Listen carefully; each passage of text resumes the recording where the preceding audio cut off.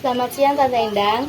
Jadi di sini aku akan menjelaskan mengenai tentang karya keselamatan yang telah Tuhan berikan.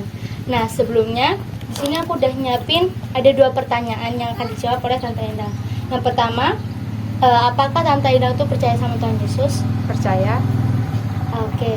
Kalau pertanyaan kedua, kira-kira Tante Endang kalau misalnya hari ini dipanggil Tuhan atau sepulang ini ntar dipanggil Tuhan, kira-kira Tante Endang percaya 100% bakal masuk surga atau masih ragu? Masih ragu. Masih ragu. Alasannya kira-kira karena masih ragu, alasannya karena apa? Karena emang hidupnya belum 100% tertuju pada Tuhan. Oke. Nah, jadi di sini aku mau ceritain bahwasanya manusia yang pertama diciptakan Tuhan itu kan Adam dan Hawa. Nah, yang dimana Adam dan Hawa ini tuh diberikan mandat oleh Tuhan untuk menjaga Taman Eden dan merawatnya. Nah, Tuhan itu tuh berfirman kepada Adam dan Hawa bahwasanya mereka tuh dilarang untuk memakan buah pengetahuan yang ada di tengah-tengah Taman Eden. Tetapi ternyata Adam dan Hawa itu mendengarkan tipuan si iblis atau tipuan si ular, sehingga akhirnya Adam dan Hawa ini tuh jatuh ke dalam dosa.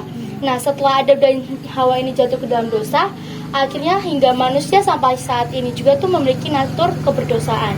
Nah, lalu setelah itu, akan tetapi walaupun manusia sampai saat ini tuh memiliki natur keberdosaan, tetapi tuh semua dosa yang telah kita lakukan maupun yang belum kita lakukan pun Tuhan itu telah menebus dosa kita. Nah, hanya ada satu pribadi saja yang bisa menebus setiap dosa kita.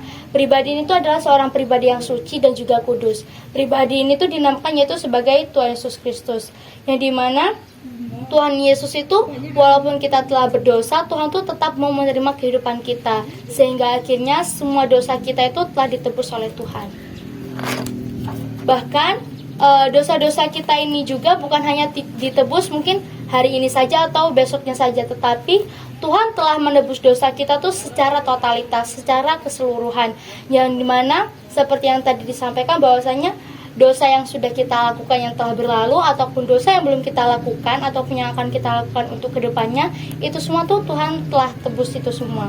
Lalu di sini juga ketika Yesus telah mati di kayu salib, tentu Tuhan tuh akan naik ke surga, yang dimana ketika Tuhan Yesus naik ke surga, ia tidak akan pernah membiarkan anak-anaknya yang percaya kepada Tuhan atau umat-umatnya mungkin yang belum percaya kepada Tuhan.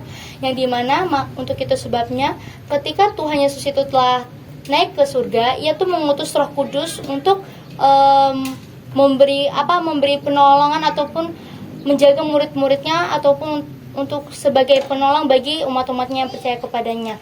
Nah, jadi di sini Tuhan tuh mengutus Roh Kudus untuk memberikan kekuatan kepada para murid-muridnya untuk bisa memberitakan Injil Allah ataupun memberitakan kisah baiknya Allah kepada semua orang yang belum percaya. Karena banyak sekali orang-orang yang tidak percaya kepada Tuhan ataupun percaya kepada Allah ini, mungkin banyak alasannya tentunya saja. Untuk itu sebabnya Tuhan tuh mengutus Roh Kudus untuk memberikan kekuatan, karena tentunya saja banyak murid-murid Tuhan tuh perlu memiliki suatu mental yang dimana harus memiliki keberanian untuk memberitakan Injil Allah kepada banyak orang.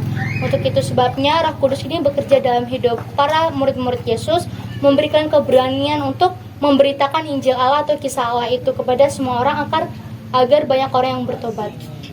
Lalu setelah ini juga bahkan dalam memberitakan Injil itu juga tuh, dalam memberitakan Injil ini dilanjutkan hingga sampai saat ini. Untuk itu sebabnya di sini aku bertugas untuk memberitakan Injil itu juga, yang dimana supaya kita semua orang tuh percaya bahwasanya sebenarnya tuh kita tuh walaupun mungkin pertanyaan tadi kan Tante Endang masih ragu untuk masuk surga.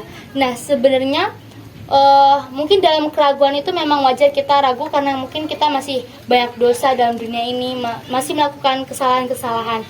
Akan tetapi kita tuh harus percaya bahwasanya Tuhan telah menebus dosa kita. Untuk itu sebabnya ketika kita ditanya mungkin percaya bakal masuk surga atau enggak, kita seharusnya menjawab percaya bahwasanya Tuhan tuh telah menebus semua dosa kita, baik yang telah kita lakukan ataupun yang belum kita lakukan, itu semua udah ditebus oleh Tuhan. Dan dalam kita memberitakan Injil Tuhan, menceritakan Injil Tuhan kepada sesama kita juga, itu tentu dalam kehidupan kita tuh bergantung kepada pokok anggur kita, yaitu hanyalah Tuhan. Nah, lalu di sini pada awal mulanya itu murid-murid Tuhan Yesus ini ketika Tuhan Yesus berbicara mengenai suatu kerajaan, murid-murid Yesus ini berpikir bahwa kerajaan yang dimaksud Tuhan itu adalah kerajaan-kerajaan di dunia ini yang mungkin memiliki raja yang mewah, raja yang gagah, perkasa, banyak harta. Tetapi di sini dalam konteks firman Tuhan, Tuhan itu menyampaikan mengenai suatu kerajaan yang dimana kerajaan ini adalah kerajaan Tuhan, kerajaan surga, yang dimana kerajaan ini tuh hanya dipimpin oleh satu raja saja, yang dimana raja ini adalah raja yang kudus, raja yang suci. Jadi kerajaan ini tuh dipimpin oleh Tuhan Yesus Kristus. Nah, kerajaan ini juga tuh bersifat universal, yaitu bersifat untuk semua orang, bukan hanya untuk orang-orang Yunani saja, bukan hanya untuk orang Kristen saja, tetapi untuk semua orang, bahkan buat orang yang belum percaya juga. Nah, di sini juga para rasul ini tuh diperintahkan Tuhan untuk memberitakan Injil kepada semua orang, yang dimana agar Injil ini tuh bisa dikenal oleh banyak orang, dan juga agar banyak orang yang menerima baptisan ataupun menerima firman Tuhan itu dalam kehidupan mereka, dan supaya mereka mempercayai bahwasanya memang hanya Tuhanlah yang bisa menebus setiap dosa-dosa mereka. Lalu di sini juga tentunya saja saat Yesus itu naik ke surga, yaitu tuh memberikan suatu janji kepada murid-muridnya ataupun memberikan suatu janji kepada orang-orang yang percaya kepadanya, yang dimana Tuhan Yesus itu memberikan janji bahwa Tuhan Yesus itu akan memberikan Roh Kudus kepada mereka sebagai penopang mereka, pelindung mereka, sebagai yang akan menuntun setiap langkah-langkah mereka. Nah, jadi yang dimana Yesus itu menjanjikan Roh Kudus bagi mereka, firman Tuhan, yang dimana firman Tuhan dalam Matius 3 ayat 11 itu dapat disimpulkan bahwasanya awalnya kan yang membaptis itu Yohanes. Nah, Yohanes ini tuh akan membaptis dengan air, akan tetapi untuk selanjutnya ataupun kedepannya Tuhanlah yang akan membaptis kita. Nah, setelah itu, setelah 50 hari setelah kematian Tuhan Yesus, yang dimana ketika banyak orang yang telah mendengarkan Injil Tuhan ataupun kisah tentang Tuhan Yesus yang telah disampaikan oleh para murid-muridnya, banyak orang yang menanggapi janji itu, dan sehingga akhirnya banyak orang yang menjadi percaya dan juga mau bertobat dan juga mau menerima Yesus ataupun percaya kepada Tuhan Yesus. Lalu setelah itu, ketika kedatangan Roh Kudus itu terdapat 3 tanda kedatangan Roh Kudus, yang dimana kedatangan Roh Kudus itu yang pertama itu adalah akan ada seperti angin ribut. Habis itu yang kedua itu seperti lidah api yang akan turun di atas kepala para murid-muridnya, dan juga yang ketiga itu para murid-murid ini tuh akan berbicara dengan bahasa asing atau yang biasanya orang-orang kenal itu berbahasa roh.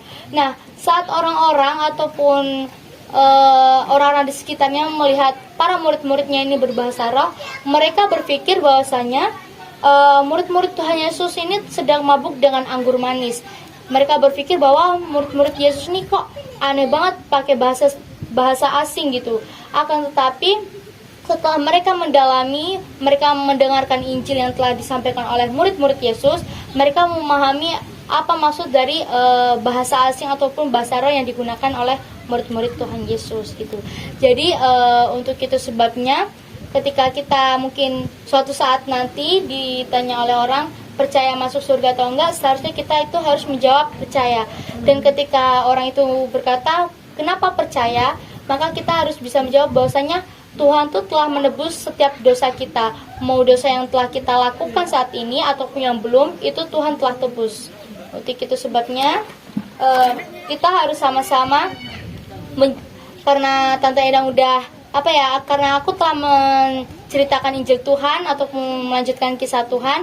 Untuk itu sebabnya apapun yang telah Tante Endang terima saat ini, biar kiranya Tante Endang juga bisa ceritakan kepada teman-teman Tante Endang, saudara Tante Endang, keluarga Tante Endang, supaya semua bisa percaya kepada Tuhan dan menerima dan juga percaya bahwasanya akan hidup bersama Bapa di surga. Amin. Terima kasih Tante Endang. Sama.